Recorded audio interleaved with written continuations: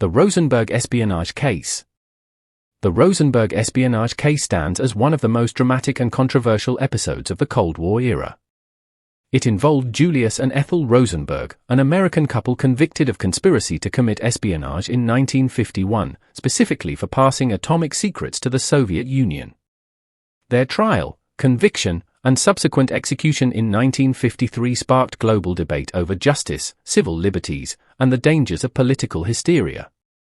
Julius Rosenberg, an electrical engineer, and his wife Ethel were arrested in 1950 amid a growing fear of communist infiltration in the United States. This was the height of McCarthyism, when anti-communist sentiment had gripped the nation. The charges against them stemmed from accusations that Julius had recruited individuals to spy for the Soviet Union during World War II, when the US and the USSR were allies.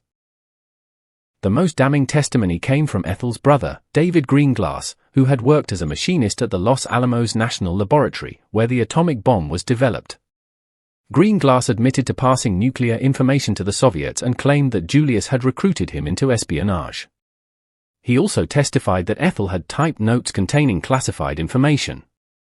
The prosecution argued that the Rosenbergs had provided the Soviet Union with critical information that helped accelerate their development of atomic weapons, thus shifting the balance of power during the early Cold War.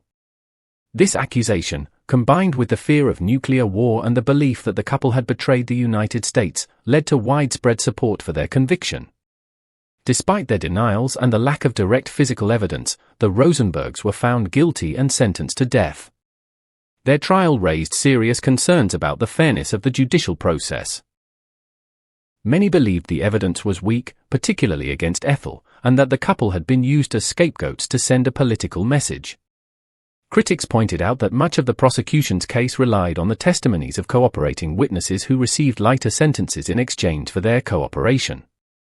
In particular, David Greenglass later admitted that he had lied about his sister's involvement to protect his own wife, further fueling doubts about the integrity of the case. International reaction to the Rosenbergs' death sentences was swift and vocal.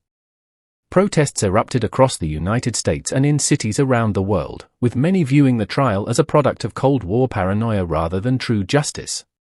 Intellectuals, religious leaders, and even heads of state appealed for clemency. Among them were Albert Einstein and Pope Pius XII. However, President Dwight D. Eisenhower refused to intervene, and the Rosenbergs were executed by electric chair on June 19, 1953, at Sing Sing Prison in New York.